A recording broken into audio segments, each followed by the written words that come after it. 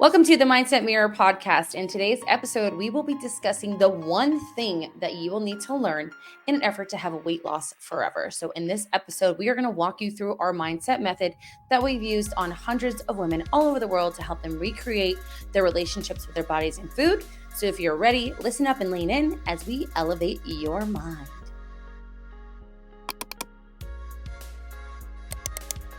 The one thing. The one thing. All right. The one thing. Well, I'm already sold on it, so. Yeah, I mean, you should be. Yeah. We're I promote it. magicians. How was your week? I had a pretty relaxing week. I did a lot of self-care. But Friday I went and got a facial. Then we went to dinner at White Chocolate Grill. Have you ever been there? Pretty good. Yeah. And then yesterday I'm gonna move this a little bit. Give me a sec. I need to readjust so I can look at you. There you go. Okay. And then I went and got a massage. And then one of my clients gave me their Peloton. Oh, I know. I was like, that happened to me too. I was like, you don't want anything? Nope, it's fine. Take it. I'm like, okay, Sweet. So now I have a Peloton. Mm-hmm. So I got that yesterday and then just kind of went to Sprouts and laid around. So I had a very nice, relaxing weekend. Nice. What about you? You had a speech thing I yesterday. did. I spoke to a room of female entrepreneurs and CEOs about a subject we're going to talk about in our next episode, toxic resilience. Oh. And how we as high achieving women oftentimes will try to achieve, even if it's at the expense of ourselves, but we will proclaim it as being resilient and having grit and having hustle. And so it went really well. I really enjoy public speaking. It's kind of my favorite thing. So was this with Alenka's group? Correct. So I start first. Shout out to Alenka. Alenka is the woman who helped me leave corporate world and start this business. So we love her. We love her very much. She is a wonderful business coach and mentor. Olenka Cullinan is her name. You can find her on Instagram. Shout out to her. And I also went to a BNI group. BNI. I think it's like business networking, something incorporated. Yeah. Thoughts, concerns? So we talked about being in a room of your people. Yeah. So in this particular BNI group, and the lady who invited me is freaking awesome. I love her, and she is my person. Mm-hmm. But there were a plethora of other people. I mean, everyone, there's only one person in each industry. So you've got insurance, window tint, plumber, window guy that changes windows out on your car. And it basically you stand up, you do your commercial, is what they call it. 25 seconds to explain what you do, who your referral is. That's nice that they put a cap on that, because I've been to networking groups where it's like, okay, everybody introduce yourselves. And there's 25 of them and they take 5 minutes each. Mm-hmm. And then I go, well, I didn't have any chance to interact with y'all because we just spent the whole time introducing. Right. Yeah. No, 25 seconds. And then they do one person goes up and talks about their business, but they don't talk about scaling, business growth, P&L. They don't talk about any of the actual stuff I want to learn. They just sell you their business. And it's really great if you have a brick and mortar, or even just a mobile business, because you can say, oh, you need your windshield fixed, call so-and-so. I know him. He's in my group. I vouch for him. However, for us, it doesn't work out. It's not going to work out because our clients are all over the place. Right. So it's not like I can refer my client in Michigan to a guy. And the guy that's fixing your windshield is most likely not having the conversation between your binge eating to refer you to us. Well, and there's a guy. I don't know, but maybe, more likely than not. There was a guy in there who was a personal trainer, and they told me I couldn't talk about the personal training aspects of our program. So I'm well, that's part of my program. Yeah, however, 1 of 3 aspects. Thank you. Yeah. Well, and the same gals who introduced me to the foundress gal. So it all worked out. Okay. And she was at the event this weekend. Oh, really? So, Good. It was serendipitous. So a lot of business promo this week for you. Yeah. Lots of business promo, and I enjoy it. I find that I mean, it's hard because again, you're virtual, but I believe Foundress is virtual. What do you like about, you said I really like presenting and speaking. What do you like about it? That it's not scary to me. Really? Give me a fucking stage. I know. Yeah, that's, yeah. Give me I've seen you on a stage. You think that comes from your dance background a little bit? I think so. Yeah. I was in musical too. I just believe so much in what I know in my training. And I know it's different. Yeah. I know that the way I'm trained, unless you went through the training that I did, which is post-induction therapy, even if you have training in post-induction therapy, you may not be as, I'm going to say the word good, of being able to really understand underlying issues with people. I know that I know, number one, what our potential clients, what their perceived problems are. Yeah. What they walk in with, which I need to lose weight. I just can't. Yeah. I can't lose weight. I can't stick to a diet plan. Yeah. I tend to fall off the wagon often. I've lost and gained the same 10, 20, 30 pounds over and over again.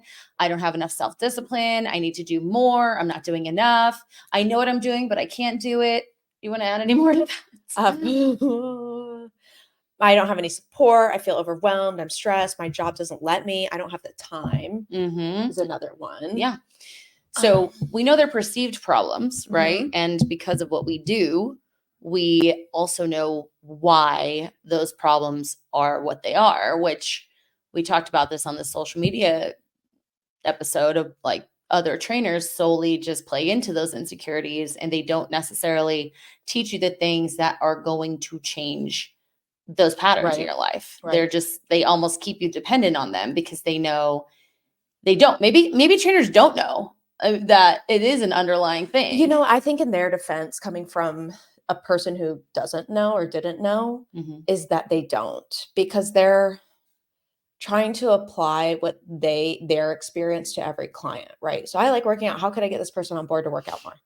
It's like there's so much more going on. Like, maybe, are you working, like, does a trainer work out because of their self-hate and their like body image that they want to continually improve? And so it probably started from that. And so I think in a trainer's defense, in a general, kind of 90% of them, they just don't know either. Right. They are not conscious of their stuff. Yeah.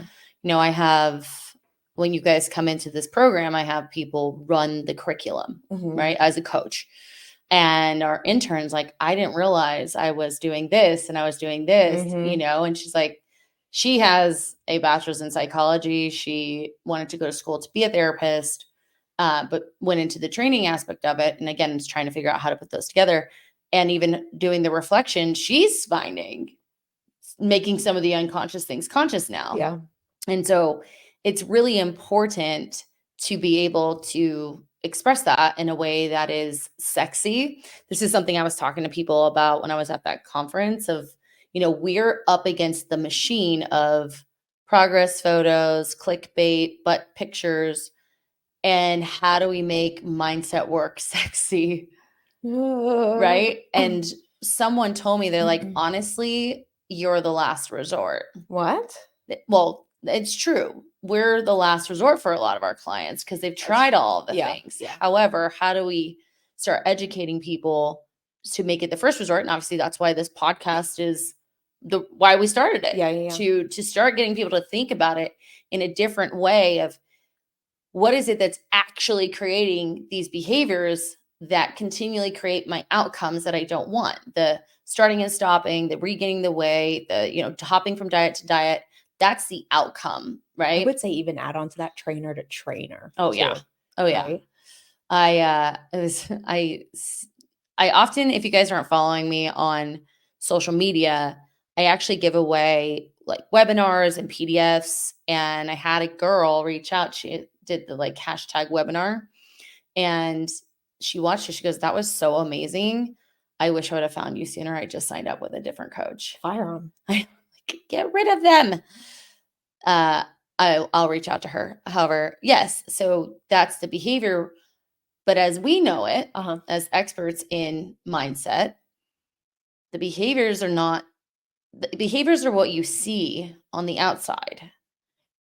But in order to have a behavior, you have to have a belief, right? And so in an effort to make this, we're going to call it sexy because it's easy. The one thing that we teach every client is the mindset method. Yep. And I touched on this last time. The mindset method, if you learn this and practice it, you will achieve weight loss forever. And I'm talking healthy weight loss, y'all. We're not doing extremes. You will actually feel confident before you even achieve that weight loss, right? You'll be able to create a foundation underneath you that no matter what's happening in your life, postpartum, perimenopause, the postmenopause, illness, injury, you will be able to continue to make yourself a priority. And so that's why I named this the number one thing you need to know for weight loss forever, because that's sexy. People like that. People love a weight loss journey. And so today we thought we would just go into the mindset method and just understanding this method is our program. The program is designed to knock off each one of these little bullet points in a way that helps you grow while also teaching you sustainable habits, which is a part of the method. And so I'll introduce the method. It is know, name, notice, nurture. And while we're doing those 4 things, we are creating norms. And so we're going to go through each and give some examples of our clients. So the first one is know. You hear me say all the time, make the unconscious conscious, right? We cannot change what we don't know. Right. And if we don't realize, because again, we talked about the perceived issue, right? The perceived issue is I need to do more, or I'm not doing enough. I don't have motivation, right? If we only know that, then we're only going to try to change that, right?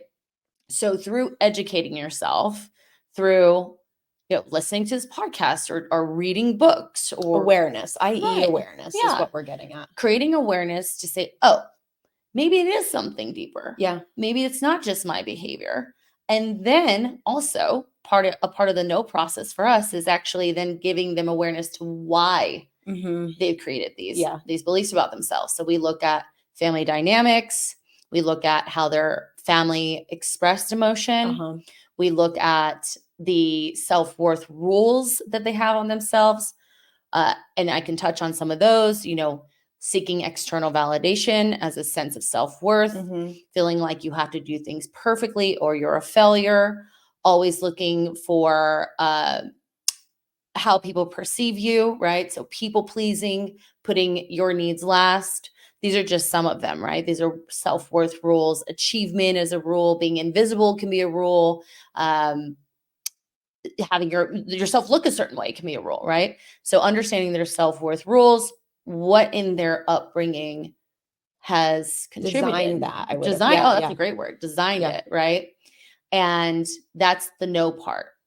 And so for a lot of my clients, they'll fill out the family dynamics and be like, I don't really know how this relates. Okay. Don't worry. We'll circle back. Well, and that's why the one-to-one coaching program is so successful, right? To have someone say, well, have you ever considered this, right? And I'm trying to think. I got a couple examples. Okay, go ahead. Yeah. So I've got 2 off the top of my head. So one is I had a client, her and her sister growing up, they obviously didn't want to gain weight. As you're getting into like your teen years, you're going to gain body fat. Like that's just kind of part of the hormonal journey. And so her and her sister would put Post-it notes all around like the kitchen and everywhere throughout the house, mostly in the pantry. And it would be like, don't eat this, fat fuck. You're going to eat this and you'll get fat. Just like constant reminders of eating leads to weight gain. And so now every time as an adult, she enters the pantry, there's literally this response of kind of like, oh no. Like, okay, like, but she's hungry. Right. And there's stuff in the pantry that are going to be part of her meal. So we had to say, remember that time you and your sister did that for, 6 years. And then all of a sudden now you're an adult. That's part of it. Right. So it's that little voice in your head That's not necessary. And I think it's not really your voice, Mm-hmm. but it's this voice that you created over time. And now you believe it's your voice. Right. So that was one example. Another example is a current client that I have right now. Her family moved around a lot. Mm-hmm. So she never really fit in. Right. So yeah. And so she never really like kind of was made fun of, was like there was always something that just wasn't quite right about her. Mm-hmm. So now if she can be this overachieving, Mm-hmm. really well respected, should have the good body, should have the successful business, should have the marriage, should have everything, then she can be accepted. Right. But she literally is the only person that doesn't accept herself. Of course. And so And she's probably constantly trying to change her body, which is behavior. Well, and constantly wants this like leaner, she's in great shape, you know, but I can't tell, I can tell her that, but I can't tell her that, right? Because she doesn't believe it. Mm-hmm. So, and her husband, very supportive, is like, you look fine, you know, of course, typical. I don't know what you're talking about. Right. So she constantly overdoes, like works until like 8, 9 o'clock at night, goes into work at 6, 7 a.m. And then it's Monday through Friday, and then is bringing work home. And she has a successful business, but it's not quite there. And it's like, you got to step away a little bit, right? Because you're emptying your gas tank to prove to everybody something they already know, right? Instead of you taking a minute and reflecting and being like, wow, I have a successful business, right? It's okay. Yeah. I don't have to prove it to and I told her, I was like, I bet you if you called any of the people that you went to school with, they don't even give a shit. They probably don't remember. Right. Like, so you're trying to prove something to people who literally don't remember. Don't care. Right. Yeah, no. And just knowing, right, the upbringing and the change, you know, constant moving, not feeling like I fit in, having to use achievement as a way to say, hey, look at me. I'm sorry if you guys can hear my dogs. It's part of they're having a mental breakdown. So they need the mindset method. So, I tell clients often, like, well, of course you learn that. Yeah. Our goal in life is to be seen, heard, and loved. And survive. Yes. And if we got positive feedback when we accomplish something, you know, positive feedback from our peers, our parents, whomever, and felt invisible if we weren't accomplishing anything, or we lived in an environment where our families, you know, criticized or was never enoughness, you know, of course, achieving is a way for you to feel a sense of connection, to be seen, to be heard, to be loved. And of course you do that. And I say that because a part of this method is being non-judgmental of your beliefs. Past self. Yeah, they are what they are, right? And as we said, if I knew better, I would do better. And now I know better, so I do better, right? That's a Maya Angelou quote that I love. And we can't do better until we know better, which is the first step. No. So knowing, again, working with a therapist, a coach, obviously that's us. Learning, we talked about her before, Dr. Nicole LaPera, the holistic psychologist. You can follow her online. Her content is fire. And it like talks about these things. Our content talks about these things. But again, as we talked about in social media, it's not sexy to be like, yeah, your family dynamics fucked you up. Yeah, your sister is why you tend to binge eat because of her shaming you for every food. Yeah, and also, let's take that a step further. The society that created 2 young girls, right? Perception that if they ate the food in the pantry, that they were going to get fat. Right. You know, so as you guys will see on YouTube, we have a few new co-hosts. They've been on our podcast, Brooklyn and Harlem. You can see their butts. Okay, well, we're just going to do this. Had to get my dogs because they're losing their minds because we are in a room talking and they cannot possibly be without their mother. No. And no, hey, and now we're doing that. So there's that. Well, if you're watching this on YouTube, welcome to my dog's butt. So that is no. The next step, let me move to you. The next step is name. So naming is literally naming it, not only the inner critic voice, but also naming the self-defeating beliefs. Right. And so I always say pretend as if you are taking that thing that runs around in your mind outside of yourself and it's now standing in front of you. Okay. What name would it be? Right. Right now it would be Brooklyn because it's a pain in the ass.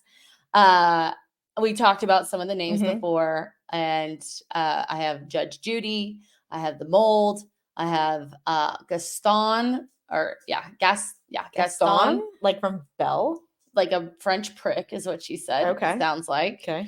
I had one that was Mom. I have. Oh. Which ones do you have? I've had like a lot of my girls give them like a true name, like Brittany or Carol or something like that. Yeah.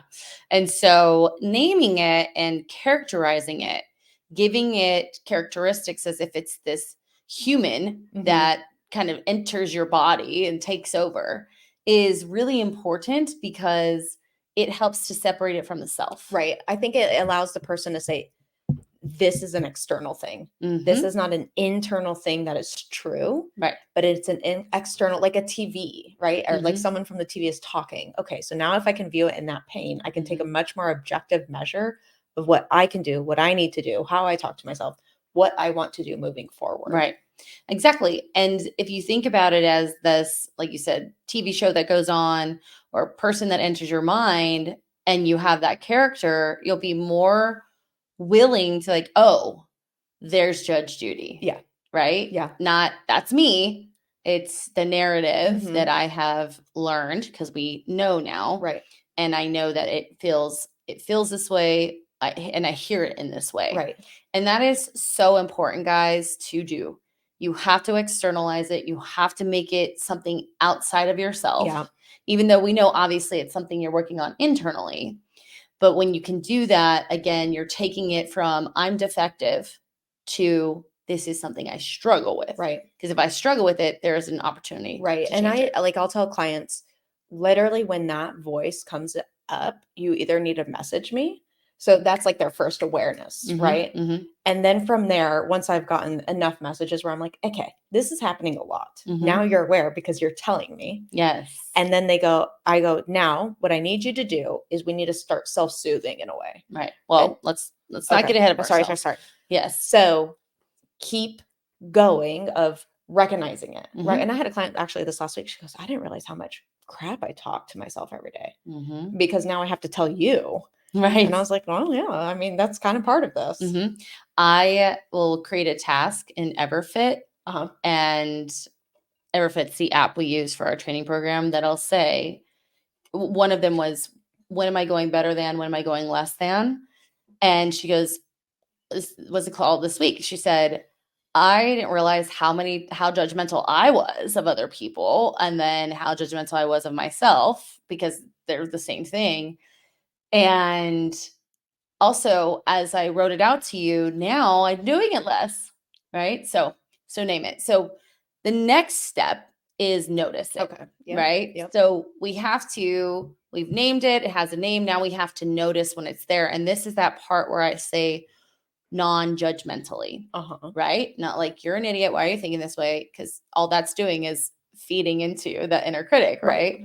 Knowing, okay, when it's happening, this second piece is really important. When it's happening, we have to realize we usually have an unmet need.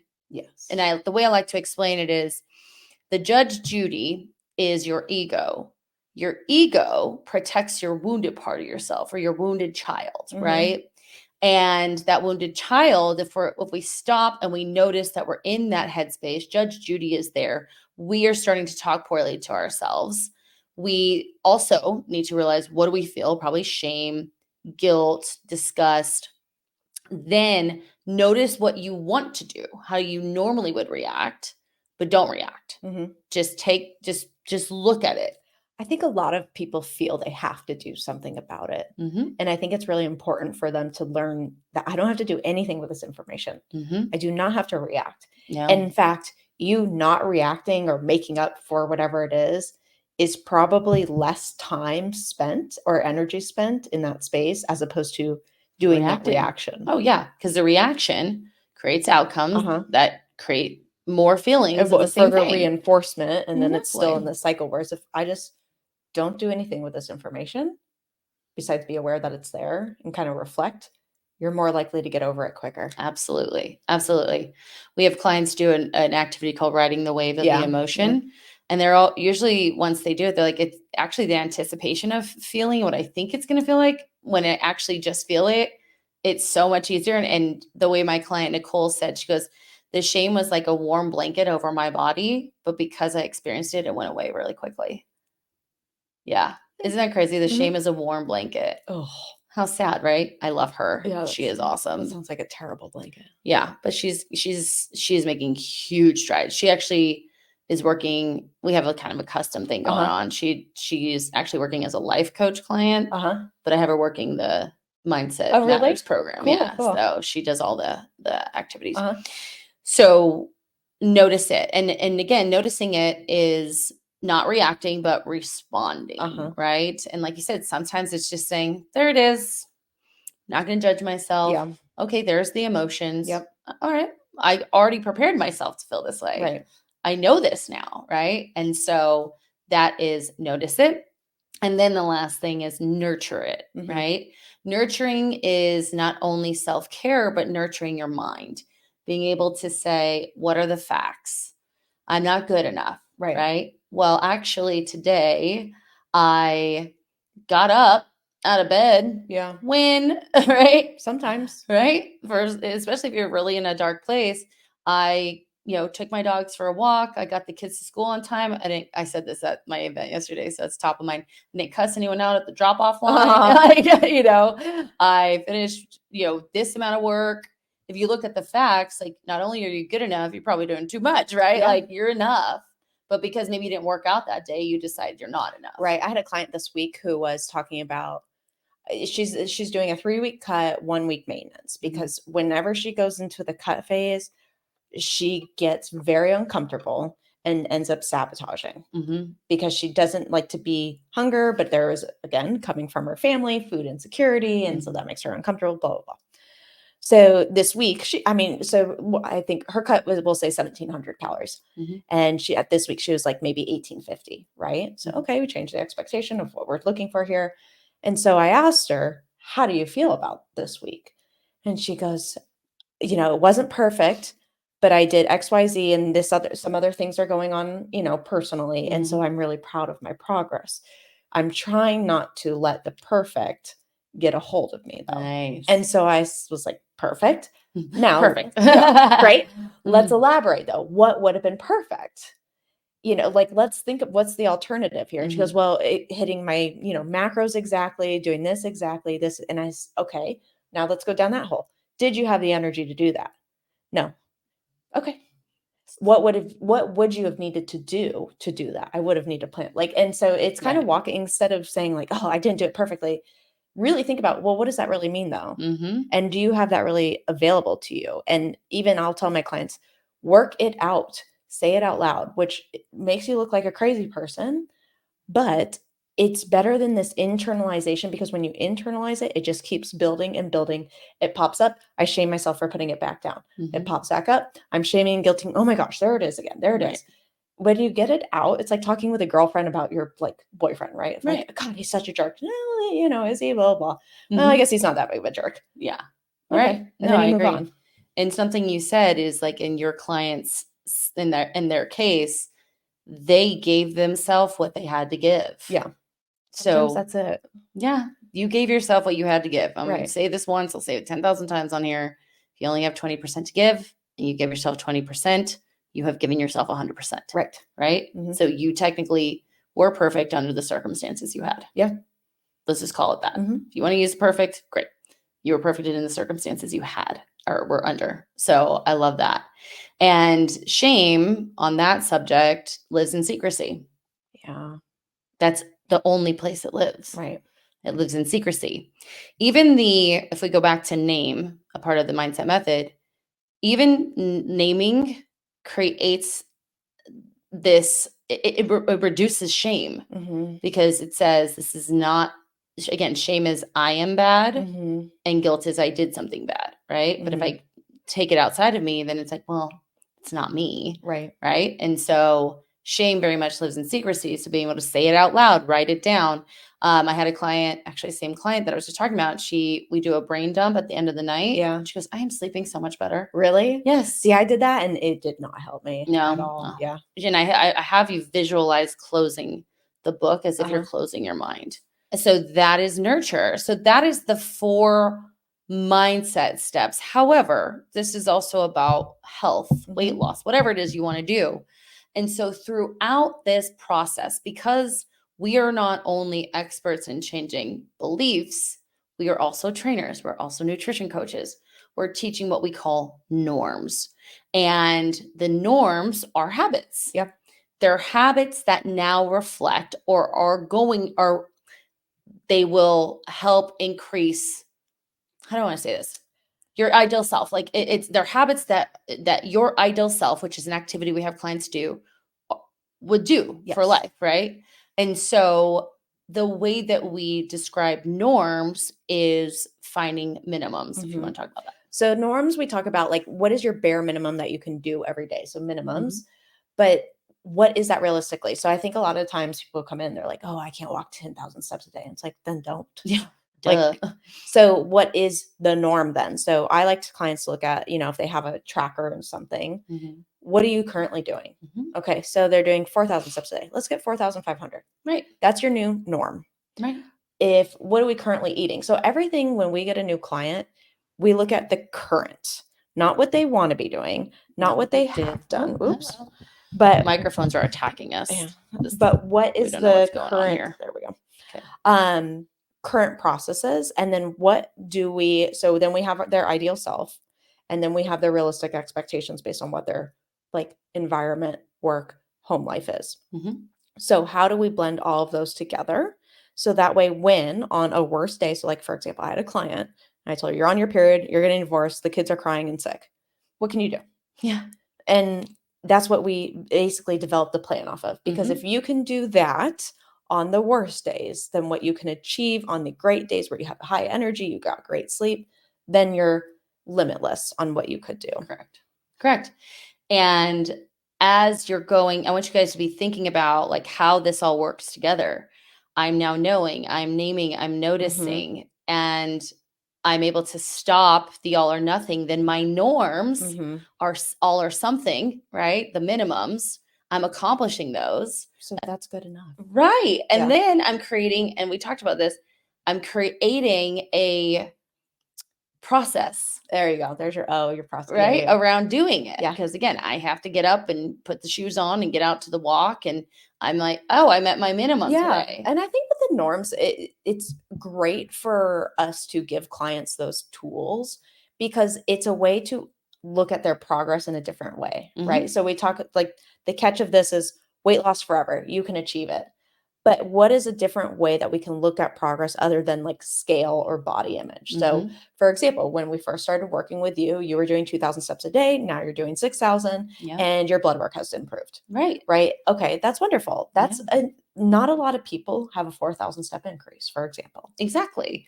Or you went on vacation, you enjoyed yourself, you didn't beat yourself up for having the foods. Yeah. And then you came back and you're fine. Got right back into your routine, whatever that looks like. And so when we talk about weight loss forever, we're not talking about being in a weight loss phase forever. I just wanted to clarify that. When I changed the beliefs about myself, I'm going to say it again, I changed my behaviors. And those norms are your new behaviors. Those norms are achievable, right? Which change my outcomes. My outcome of weight loss, body recomp or body change, strength, health.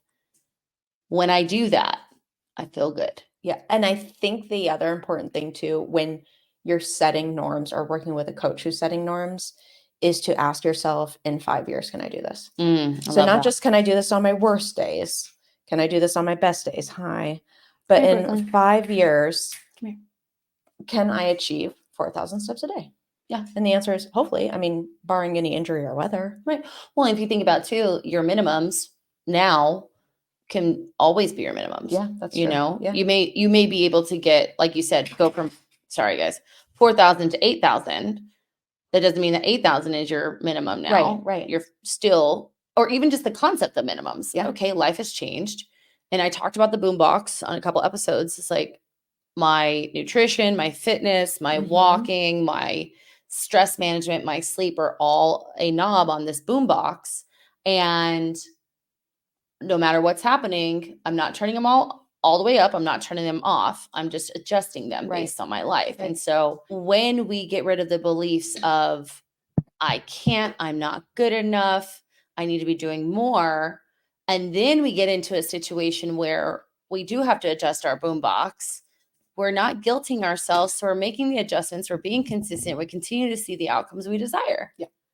That's why we say this is the one thing. Now, obviously, there's steps in this process. However, if you can do this, you can do anything. You learn how to create true confidence in yourself, right? Yeah. True confidence that you think the scale or your body is going to provide you. When in all reality, confidence comes from believing in yourself, trusting yourself, right? Making commitments to yourself and keeping them. And then you literally can do anything if you do that. So that's why. You know what I find interesting about this whole conversation? So we talked about like a weight loss, but it was more so based on the mindset. So we didn't even mention like calorie counting, exercise, sunlight, ice water exposure, any of that. It was literally, let's get to the root of where this is coming from and be able to identify them. And more likely than not, you're going to achieve what you're looking for. Absolutely. Absolutely. So yeah, that's quick today. It was. Yay us. So we're working on it. Yeah. We're getting better and better. Now we've got dog issues, here we are. So if you guys love this information, you can follow us on social media. I am Mindset of Matter Coaching on Instagram. I'm fitbyamanda.az. You can also find our YouTube channel at Mindset of Matter, TikTok at The Mindset of Matter. I think they're both The Mindset of Matter. I should really streamline this so they're all the same. And if you are interested in literally taking the mindset method, understanding it for yourself, you can find our clarity call link on our website, mindsetofmatter.com, and get on a call with us. I mean, why would you want to talk to us? We're amazing. And, the mindset method is our method. This is what we use for every single client. Obviously, the information and content is different. But we know, having worked with hundreds of women all over the world, that this works. So we hope that we will hear from you guys and help you transform your life. Transform. Legitly. Yeah. Legit. Yeah. Legit. Like you will change your life. I love when people say that. I know. I every time I'm like, yeah, I know. Yeah. Like, goosebumps. Just a reminder. What you say in the mind. You see in the mirror. Okay. Goodbye. Bye.